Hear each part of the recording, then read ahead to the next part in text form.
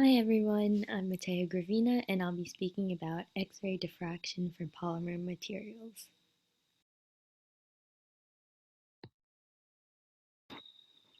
Here is an overview of the topics that I will discuss. I'll begin with the background on polymer materials and how X-ray diffraction can be used to characterize these materials. Then I will discuss wide and small angle X-ray diffraction and the determination of several polymer characteristics. Next, I will speak on X-ray diffraction for polymer nanoparticles and some new methods in studying polymer structure with X-ray diffraction. Unlike metals, which are crystalline materials, polymer materials can either be totally amorphous or semicrystalline in structure. In order to create an amorphous polymer, crystallization of the chains must be inhibited by steric hindrances, crosslinks, or entanglements. These amorphous structures have molecules in a state of disarray. Polymers can also be semicrystalline, with pockets of both amorphous and crystalline structure.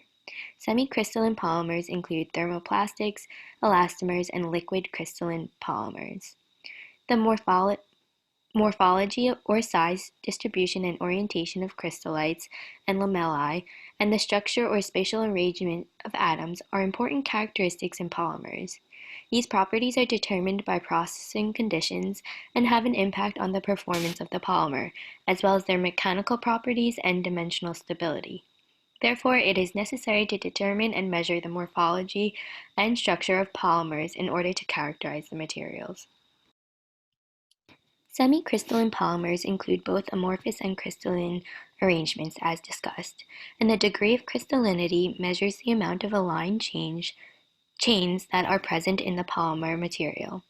If densities of the amorphous and crystalline regions in a polymer are known, then the degree of crystallinity can be determined by the given equation, where rho C represents the density of the crystalline phase, rho A represents the density of the amorphous phase, and rho represents the density of the polymer.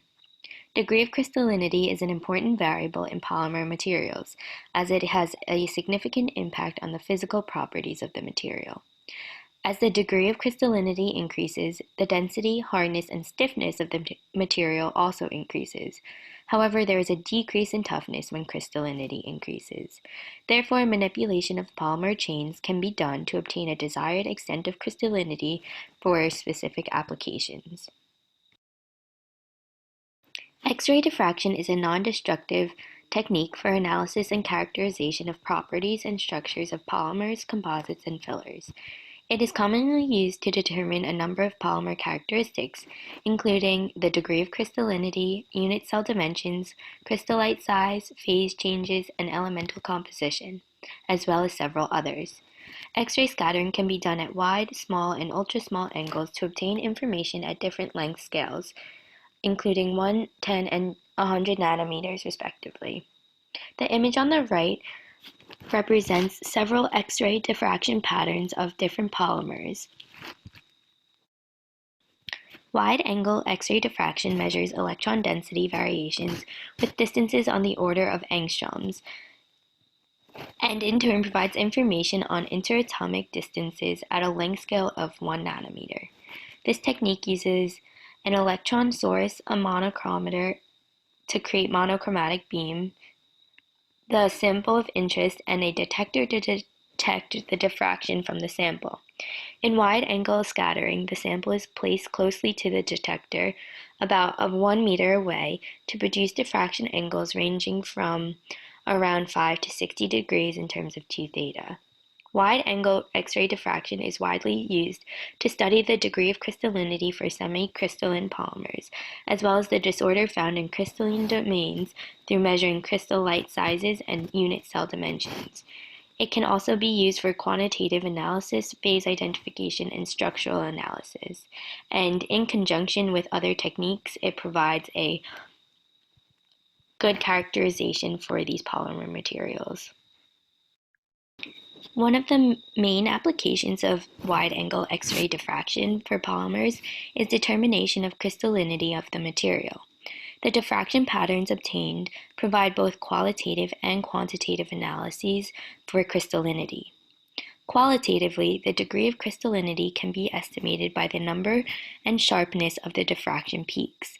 Amorphous polymers have X-ray patterns that show only broad, diffuse halos, while in semi-crystalline polymers, the crystalline diffraction peaks are superimposed on the amorphous halos. As crystallinity increases, the sharpness of the peaks also increase. Quantitatively, degree of crystallinity can be found by comparing the area under the crystalline peaks to the total scattering area in a two-phase model, where the intensities of the crystalline and amorphous phases in the polymer are isolated on one graph. The area under the curve for each phase provide the detected intensity of scattered electrons for the arrangement.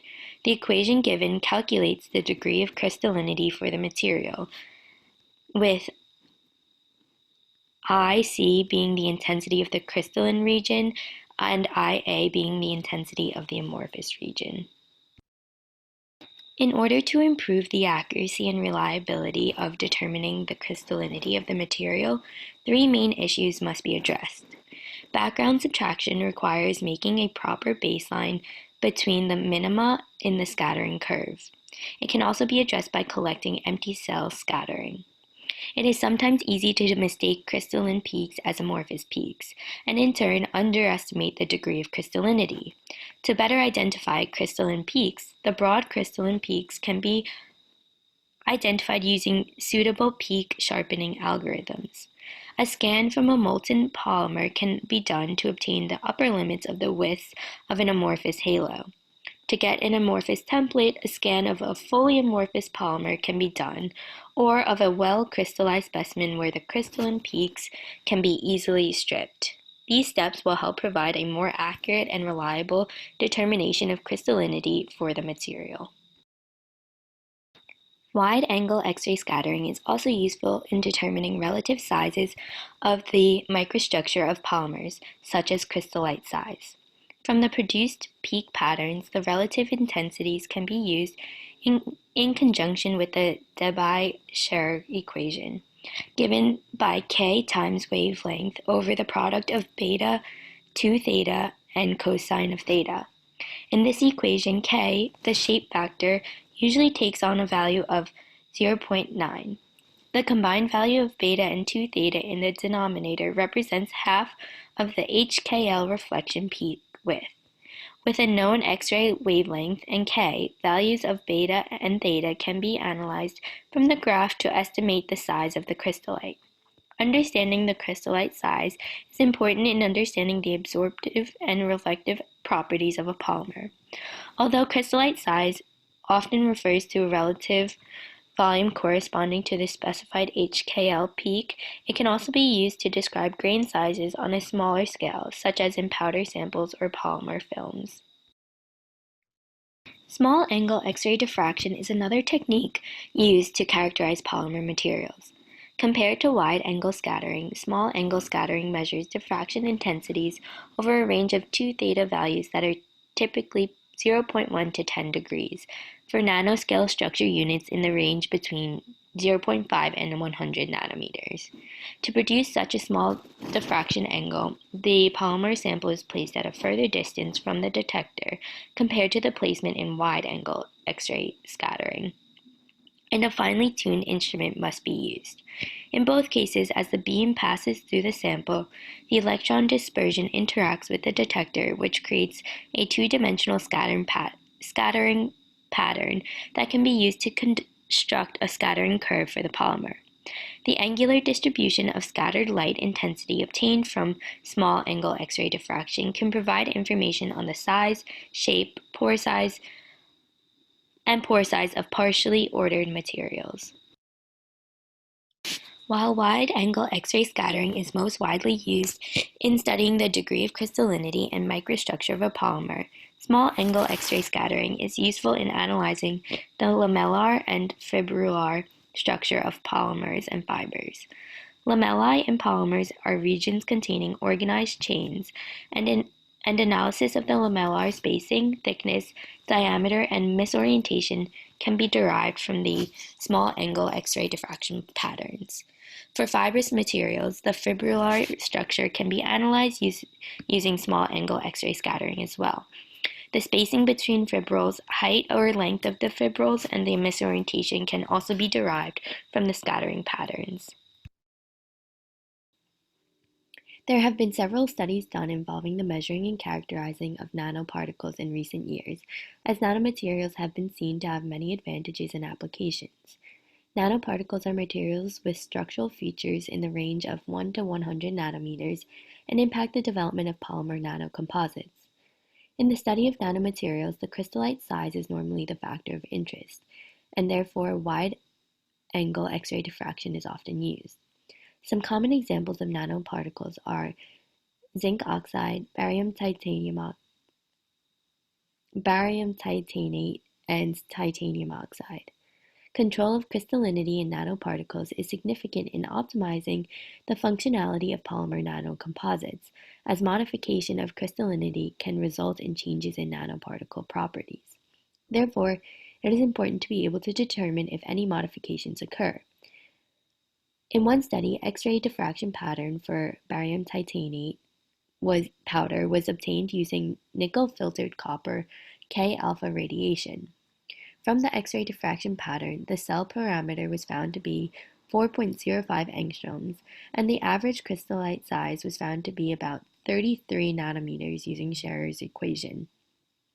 In this experiment, the barium titanate was modified by the rare earth dopant lanthanum and by magnesium to enhance the dielectric properties of the nanomaterials.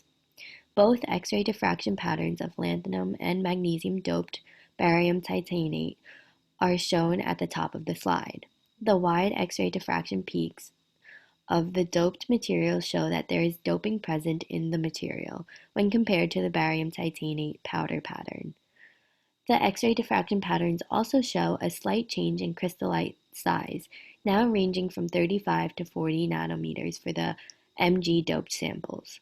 Additionally, the plots show a new phase for both modified samples, indicating that ion substitution with barium titanate occurred when doping was done.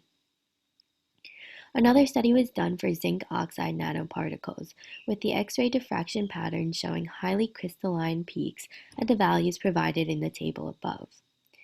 These peaks in the nanocomposites show that there was no change in the crystalline structure of the nanoparticle when incorporated into the polymer matrix. There are several newer methods to studying polymer structures. One is the microbeam diffraction, where structural gradients and changes in gradients can be analyzed during deformation at spatial resolutions as small as 1 micrometer. Another newer method is the grazing incidence diffraction, or also it is known as glancing angle diffraction or surface enhanced scattering. And by varying angles of incidence to change the penetration depth of X-rays, it's useful for skin core structural gradients of flat surfaces at depths ranging from micrometers all the way to millimeters. Polymer deformation can also be studied by combining wide and small X-ray diffraction to see deformation in structures at 3 different length scales: the crystals, lamellae, and the fibrils. Here's an overview of the concepts we have discussed today. Polymers have amorphous or semi-crystalline structure, and wide and small angle X-ray diffraction are appropriate techniques that are significant in characterizing and analyzing these polymer structures. The degree of crystallinity can be found using X-ray diffraction by calculating area under curves and intensities, and wide-angle X-ray diffraction and the Scherer equation can be used to determine crystallite size. Small-angle X-ray diffraction is used to find information on lamellar and fibrillar structures, and wide X-ray diffraction is significant in the study of polymer nanoparticles. Also, there are some new methods for studying polymer structures, including microbeam diffraction, grazing incidence diffraction, and polymer deformation. Thank you so much for listening to my presentation, and here are the references that I used.